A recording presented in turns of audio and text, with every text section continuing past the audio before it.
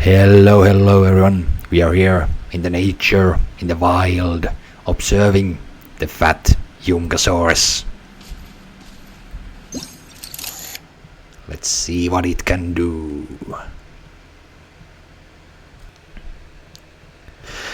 It seems our little Yumkasaurus has run into a group of stall players.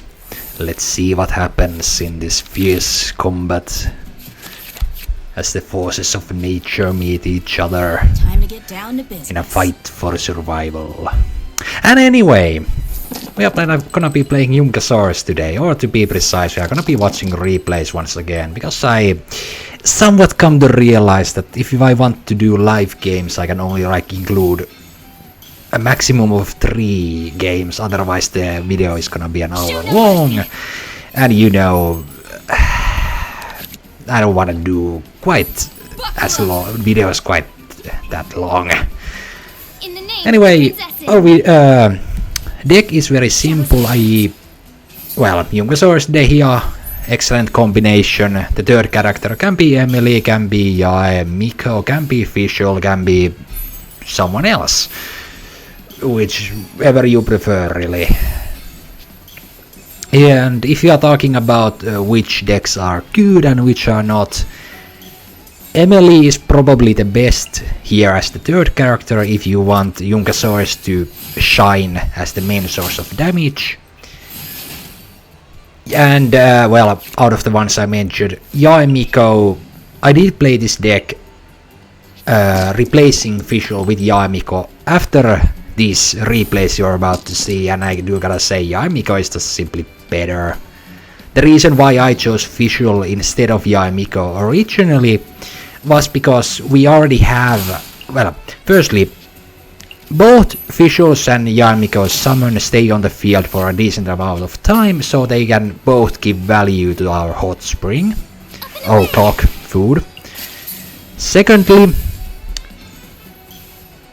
Yumkasaurus burst is already like a big single target damage, so I felt that I didn't need Miko's burst that does big single target damage, so instead we have Visual with an AoE burst.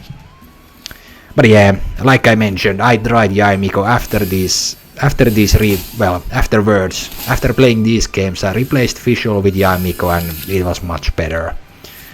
I haven't tried it with Emily, but considering Emily is the number 1 you should use as the third character, she is, the best. But if you are a more passive player who doesn't want to endanger their Yumkasaurus every step of the way, then something like Visual or Miko is better, since you can spend more time on your off-field characters, simply slowly getting HP on the Yumkasaurus. Also, one last note about my deck. I was foolish and did not use I think it's Glittering Gemstone, the max HP food. Because that, to be honest, you should use them with Yumkasaurus. They are the easiest one to just stick on the Yumkasaurus when you have 1 or 2 dice left at the end of the round and you can do nothing else. I was foolish thought that no, I'm not gonna need those, they would have been brilliant here. But once again, this was played in the Arena of Champions, so could not change the deck throughout the games.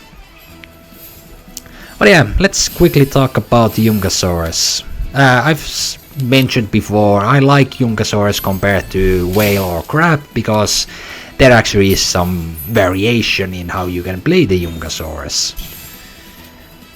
Compared to like crab, where you only collect shields, compared to whale, where you only tune or discard cards. But with Yumkasaurus you can, you eat. You use food cards, that's the gimmick.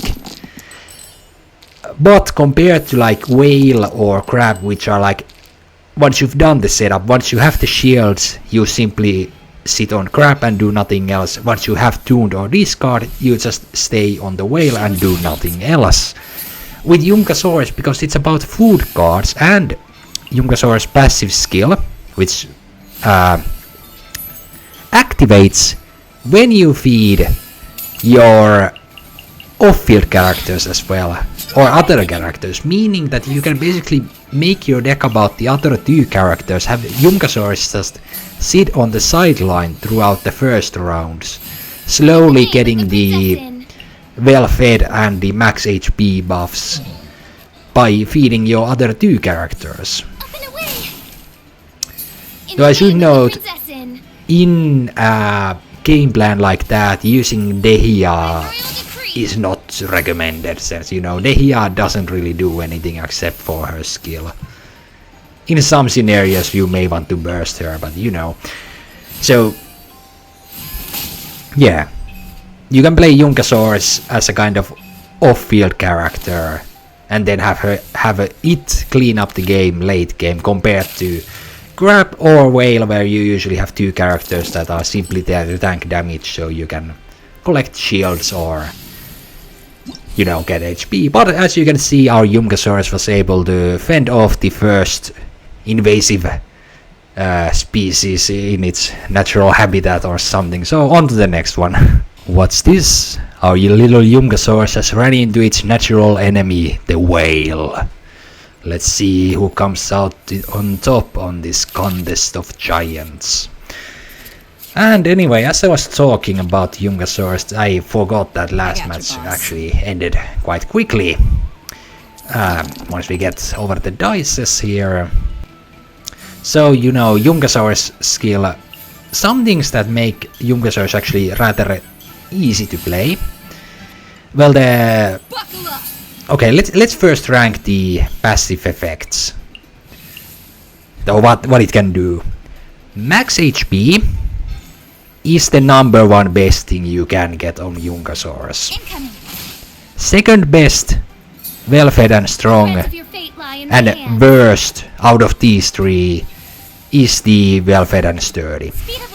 Because well-fed and the max HP can be regained, compared to well-fed and sturdy that cannot be regained. This is just -1 damage, and as far as I've understood, this doesn't stack in a way that, okay, if you have 3 stacks it's -3 damage.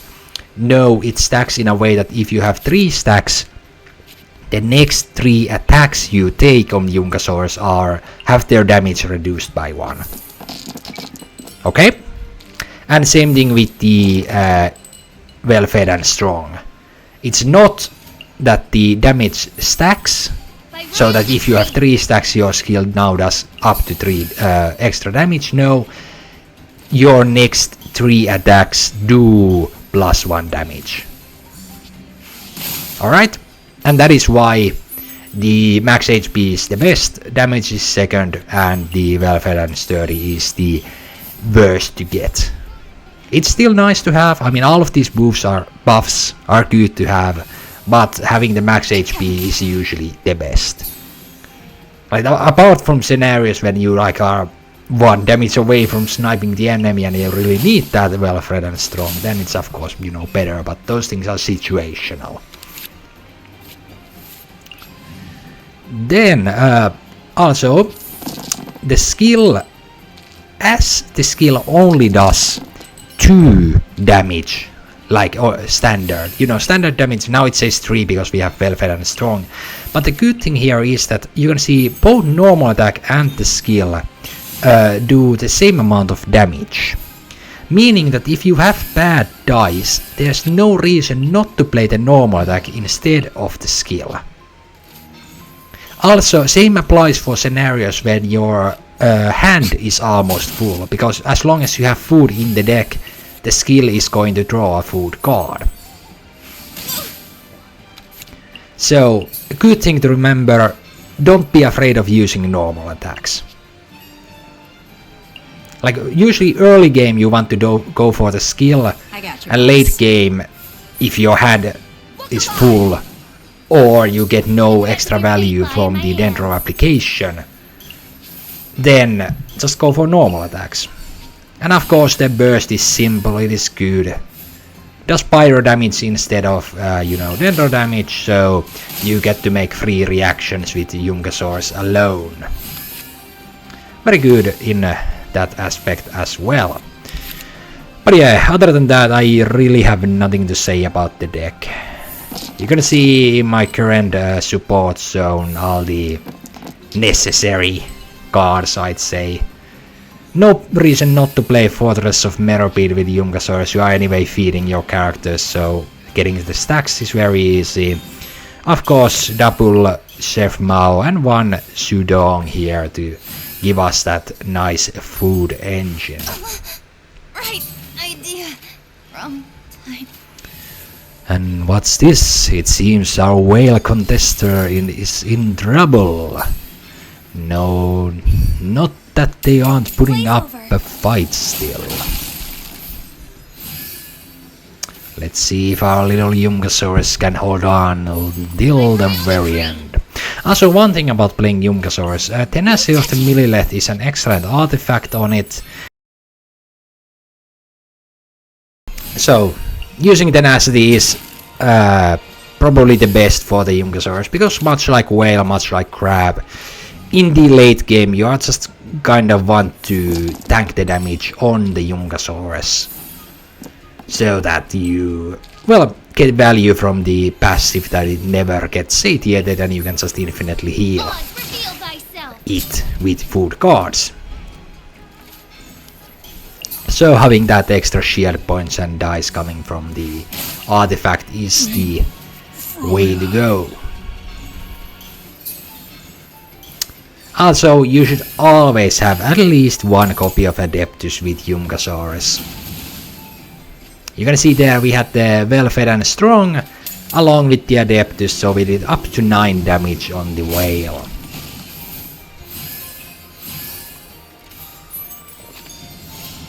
Here we play some Shenanigans that Dehya tanks a little bit more damage here this round, and mostly so that there's under no circumstance does the Genyu Salmon apply Cryo on the Yumkasaurus, so that Yumkasaurus cannot be frozen at the start of the next round.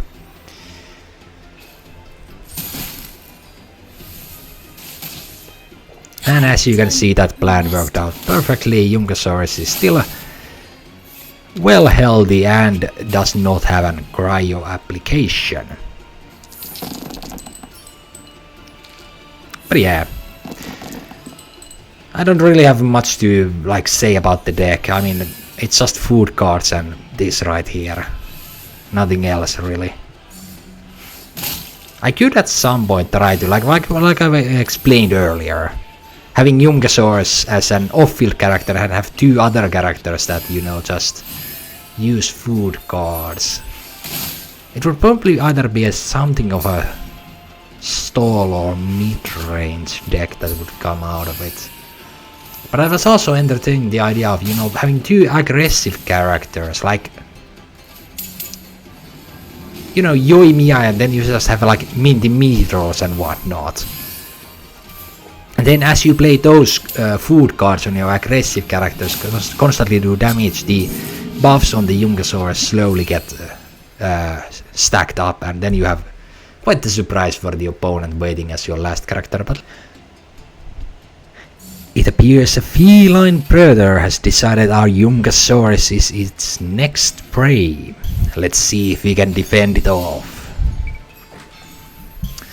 So anyway, this was gonna be an interesting game, because at this point in the Arena of Champions challenge, I had actually already lost 2 games with my deck. One was against, Zhongli, Chiori, Kokomi.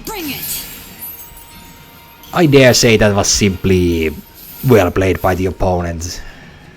I mean, I put up a good fight, but they simply were able to easily defeat me, as their summon damage was simply too much. Also, the second loss was against an aggressive double dendro Getching deck, and well, that game, well, firstly, any aggressive deck is extremely hard to defend with my deck. we require a setup. Luckily in this case, because our opponent deck is also set up heavy, and you can see there we get the Tangosaurus stolen from the opponent, so we were looking somewhat good, meaning that they cannot quite as easily, unless they of course happen to have the other copy of the Tangosaurus in their hand. But you know, we got to disrupt their setup, and as at the same time we were able to get our own slowly here on the field, meaning that we are able to put up a fight. But if you are not able to get your, well, actually, if you're against a very aggressive deck that goes, you know, fighting from round 1, you are gonna be in for a bad time unless you are really lucky with your cards. And that happened to me with that double Dendro Genshin deck. They were able to get a bunch of setup for themselves, which at the same time meant that I had almost nothing on the field myself, and I was just royally screwed in that game. So this game was like all or nothing already. Actually, all the following matches you are going to see were all or nothing games.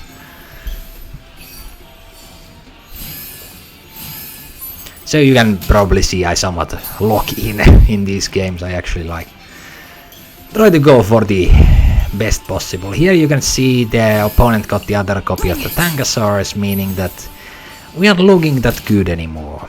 There also we did a simple normal attack because our summons anyway can do the kill from there, and we already have food in our hand, no reason to do the elemental skill. But now it's looking a little difficult. Luckily they did not get Shilon's damage buff, but they have full setup on their Hu Tao, looking rather threatening at this moment. Luckily we do have the Yumkasaur's Burst and Adeptus, and our opponent is no fool. They know I'm playing Yumkasaur's. I certainly must have a copy of Adeptus Temptation. And as you can see, I've drawn most of my deck. I know my opponent knows that I have, at least they are like 90% sure that I have Adeptus in my hand. There I decided to reapply the skill, merely so that I was actually here also. For some reason they went for another skill instead of going for technique right there. That was rather interesting. Of course, dice-wise there was the possibility that I could have... Actually, hold on, I had dice. Anyway, the possibility of overload is what I was going to say. But you can see there we do some switch stalling shenanigans to be able to tank all the damage. The threads of your fate lie in my like hands. So. And this way they are unable to kill my characters this round. The macarons onto Visual was perhaps not the wisest move. I could have kept it or, you know, just played Hot Spring O'Clock, but... well, we'll see. I think it kind of... yeah, no. The Hot Spring O'Clock there would have done the exact same as the Macaronis. I think I simply played the Macaronis just to spend all my dice. Here we once again go to Yumkasaurus to threaten a burst. Our opponent of course now has the Geo-Resonance as well on the field, so there's no way we are gonna be getting through all of that HP. Not that we aren't going to try. I decided to go for a Mystic Soup, and as you can see we get Fury, which is actually really lucky because now when we do burst we also have Well-Fed and Strong, so we get the Hu Tao down to 3 HP, which is enough for a Yumkasaur skill or Visual skill, but they get a healing off with Hash Brown there. No rest for the wicked. Meaning that we decide to go for a skill on Fischl, but here our opponent gets outplayed because we have all the dice and I haven't lost yet, so a burst from Fischl and... well, there isn't much of a comeback from that anymore. I mean, you can see we have fight for the death, we have Dehia burst. We still have food cards and of course our food engine.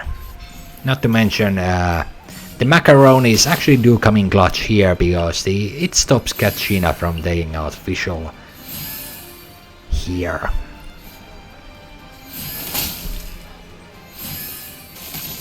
And well, the end of the game is nothing special really. We play the harvest time. Happen to get Yuayun go, but one time someone actually uses that food and we use that to take out Katrina. And with that, the feline predator is fended off and we'll see you in the next match.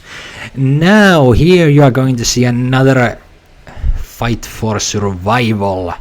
Like I mentioned in the last game, aggressive decks are really hard to defend with this deck. And here you see one example of that. I got you, boss. Almost the classic Yoimiya Riotly Yelan deck, but they are using Ayaka instead of Yelan, which is also perfectly fine because, you know, now you have access to the Cryo Resonance cards. The only real difference is that, you know, well, against, for example, Overload or Freeze decks, it's harder to get Yoimiya's burst compared to the classic version where there's Yelan instead of Ayaka. But that version our opponent is playing is perfectly fine as well. We go for an Overload here simply so that our opponent has a little harder time bursting Yoimiya, and they cannot do as much next round as they are forced to switch back to Yoimiya from Riotly. And you know, all the dice they spend is good for us. Also here, the talent card, I dare say you only really need one copy of it. One copy of that and like 1 or 2 copies depending how you feel of the Harvest Time card. Because the Harvest Time card alone gives you like the bonus effect you get from the talent card. You only need one talent card copy. Well, you can use more than one copy of the Harvest Time. I'm using 2 copies because why not? But for the talent card you only really need one. Time to get down to business. Let's begin. Here we do some, because they haven't played their arcane card. I know that of course they are going to have Covenant of Rock. So we do some and we do not do switch stalling here. I think swap stalling. I think we played the card as to get more buffs on the Yumkasaur because we have the burst. So we want to make sure Yumkasaur stays alive, and the hot spring or clock does just enough there to keep they alive for 1 attack longer, so that Fischl still has a decent amount of HP. I decided to go on to Fischl instead of Yumkasaurus so that here we can just do a Fischl skill and tank the first hit from Ayaka without needing to play food cards.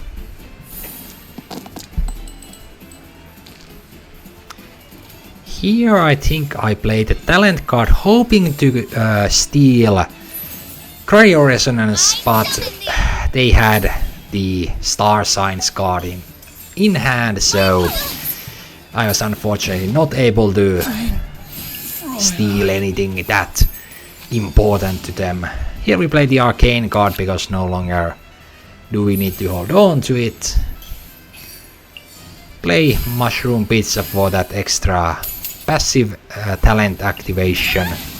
Do a burst, unfortunately not enough to take out Ayaka, but on the upside they switch to, or they are forced to switch to Yoimiya due to the overload, so they once again have to spend more dice switching. There is the Cryo Resonance that I wanted to, I hoped I could have stolen, but I was unable to. There you see the mushroom picture coming in clutch with me having only 1 HP on Yumkasaurus. And here they, for some reason, decide to sacrifice Ayaka. Don't know why. Ayaka is the better one of those to keep alive. But well, what's done is done. Here you can once again see when you have bad dice, just go for normal attacks.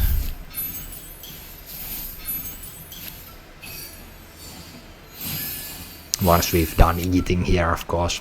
Oh, actually I do think I play Mystic Soup here.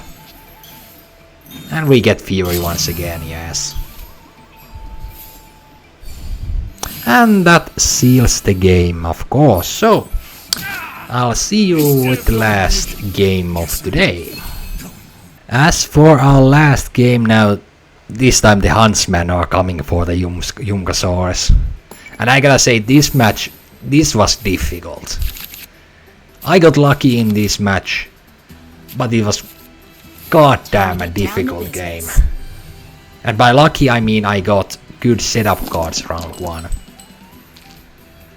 Because when you are against an aggro deck, you want to get tenacity round 1. And hope some food engine setup, either Sudon, either Chef Mao, something. Because this opponent's deck, they can absolutely screw us over.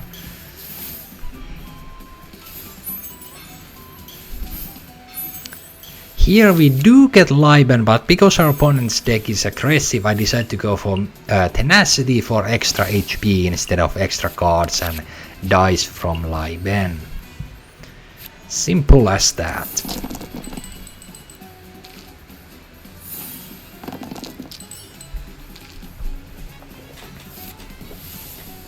Also here quickly I could mention Arcane card wise.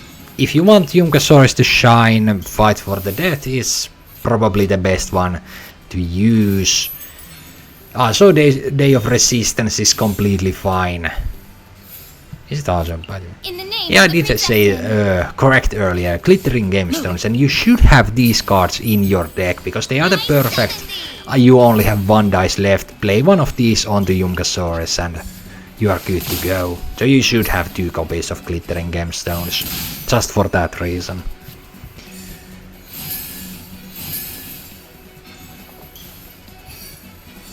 Here we of course play the food card, getting some extra buffs to Yumkasaurus. We are quite lucky drawing a Mystic Soup there, because as you know it can be both healing, extra dice, extra damage or HP. No, hold on. Extra HP and damage reduction. Best food card in the game. I was ready for our opponent to go all in last round, but it's quite clear it's gonna be this 3rd round where they are going all in.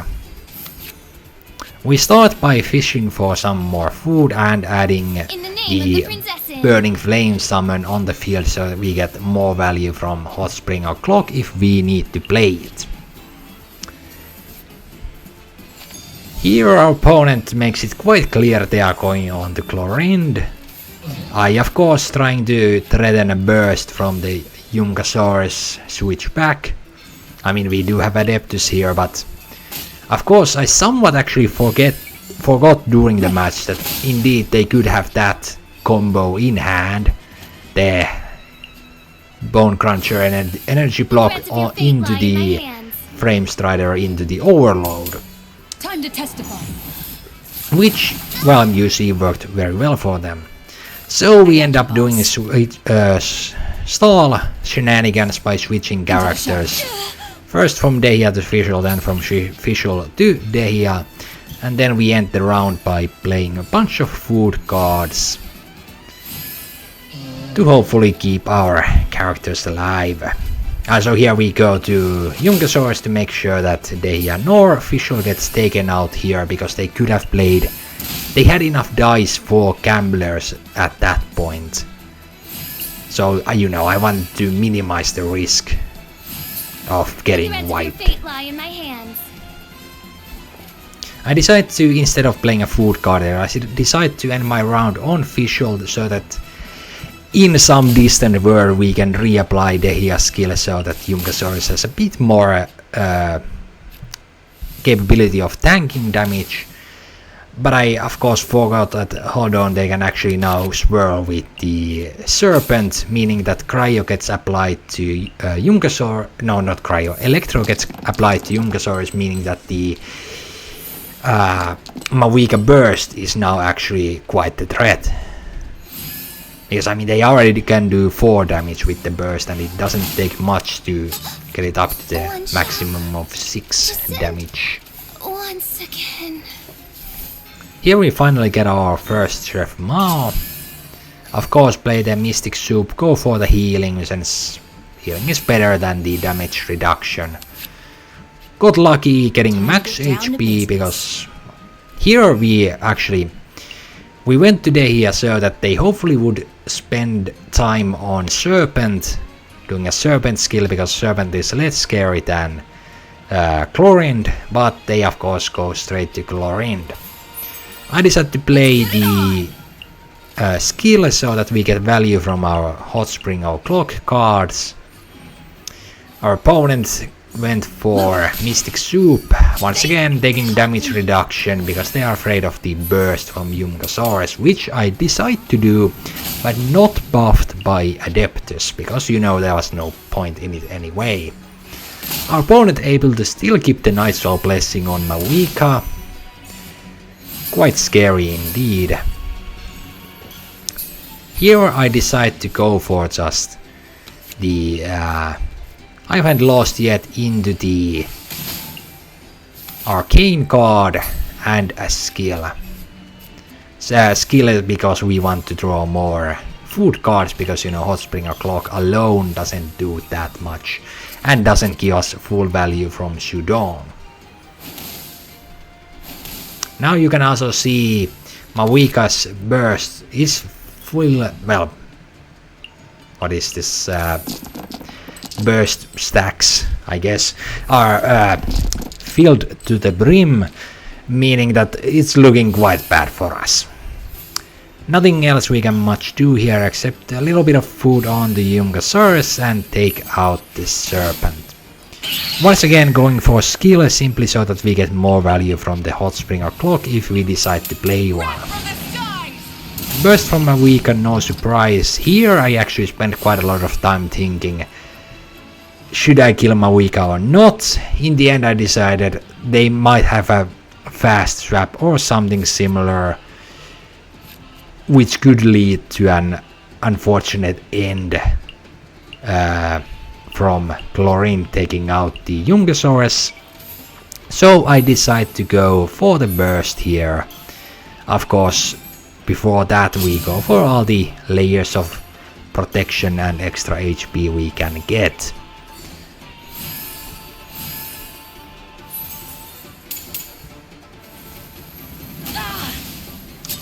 And we burst Mawika into the grave.